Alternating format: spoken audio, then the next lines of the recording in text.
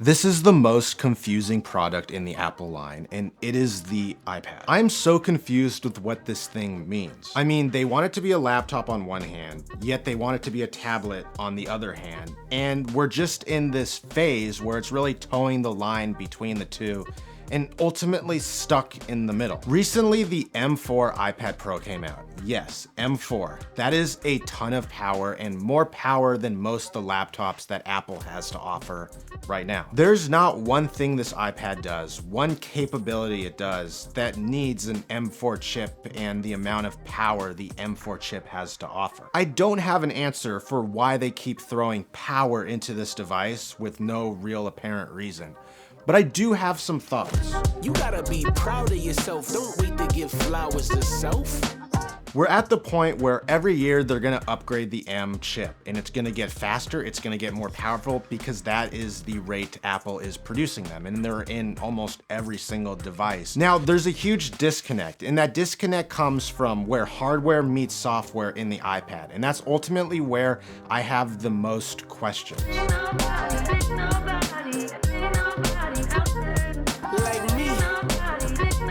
Now, when it comes to software, we have macOS, which specializes the MacBook and the computing software that Apple has to offer. We have iPhone OS, which is just specialized to the iPhone and was ultimately built from the ground up, being Apple's real first product other than a computer. We have Vision OS, which was built from the ground up again as the first operating system for the AR, VR wearable headset. And over time, that will evolve and get better. And then we have watchOS. And with watchOS, we see the same trend as all of these other operating systems.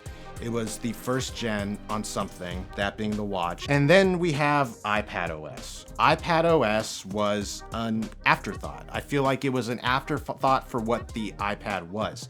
The iPad came out originally back 14 years ago, and it was coming out as a tablet. And over time, what we've learned is that iPadOS is just an enlarged iPhone, iOS, on the iPad. Each iPad has a little bit of use, and then at the end of the day, it kind of just sits on the shelf and collects dust.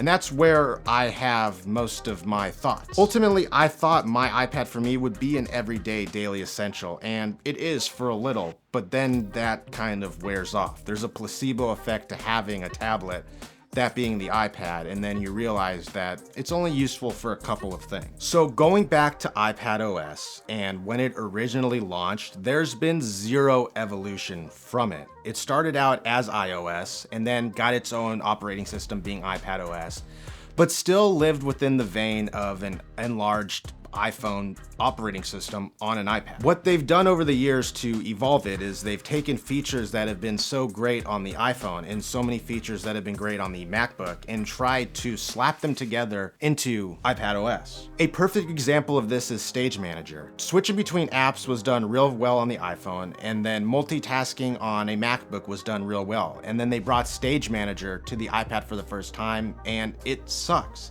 It is something that I've tried to use multiple times, and I just can't get around to using it because it's just buggy, it's glitchy, and it just doesn't work for me. But today it's unresponsive. Good morning text, nope, probably not responding. I didn't get one, but it'd be nice to have the option. I'm sure. So how does Apple fix the iPad line going forward? As we've seen and as I've talked about and as I've stressed about, as the hardware of the iPad grows and becomes more powerful and just better, the software is stagnant. It is at a standstill, and it's something that needs to get better. And we've seen it try over the years. We've seen it try to do it, which you got to give Apple credit for trying. But the only way to fix iPadOS is to start from scratch. The reason we have to start from scratch will kind of go into my next point, but it's the fact that iPadOS is towing the line of being a tablet and being a laptop, and it doesn't do any of the things on either side well. They need to restart, start from scratch, and figure out what this tablet, what this iPad is ultimately going to be used for. And once we figure out what it's going to be used for, once we figure out the ultimate use case, then we have to build the iPad operating system from scratch and really get into the weeds of what this is for, how this can be used, and not try to be something it's not. with how much power is in these iPads. There should be features in this thing that take up a lot of RAM. There should be features that are really advanced that make the tablet experience the best tablet experience out there. You gotta be proud of yourself. Don't wait to give flowers to self. Love, care, and bring value to self, cause you The debate will never get old, especially iPad versus MacBook. Ever since the Magic Keyboard came out for the iPad, that's ultimately when we saw this switch in tablet to laptop. Can this device replace a MacBook? Yeah, but not really. No, it can't. Let's be honest. I tried to replace my MacBook multiple times and I can't do it. I have multiple iPads, I have a MacBook, and 9 out of 10 times, I'm grabbing the MacBook. And it's hard for me to justify the things I can do on an iPad because I can just do them on a MacBook faster. So the million-dollar question always is, should I buy a spec'd out iPad or should I buy a MacBook? Well, with the prices of the iPad Pro with that M4 chip, go take that money and buy a MacBook Air and spec it out, and you will not be disappointed with how much that thing has to offer. And it will do everything that the iPad can do, but 100 times better and 100 times more kind of seamless in the process. The iPad was originally made to accompany your MacBook, accompany your iPhone, and it did that for a little.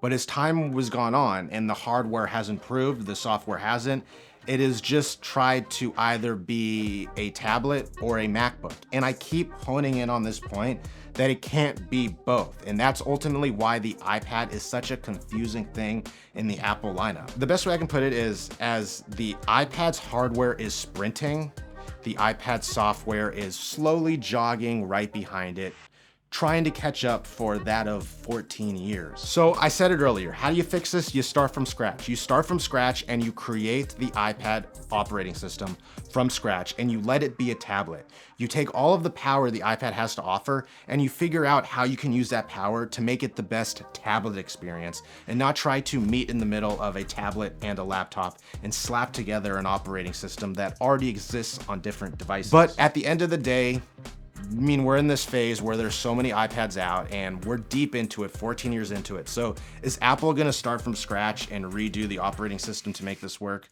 No. So ultimately finding a way to make this work into your workflow is a lot harder said than done. I do have 2 iPads, I do have a MacBook, and it's hard for me at this stage to recommend an iPad to anyone that has to make a choice between a laptop and a tablet. But that's just my opinion. But let me know down in the comments if you would choose an iPad Pro with the M4 chip or a spec'd out MacBook Air. Let me know, I'm curious to know. But with that, make sure you hit that like button, hit that subscribe button.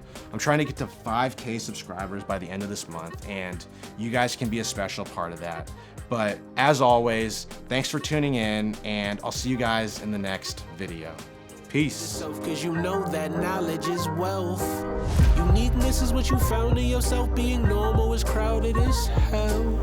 Looking good with your talented self. Make this a reminder.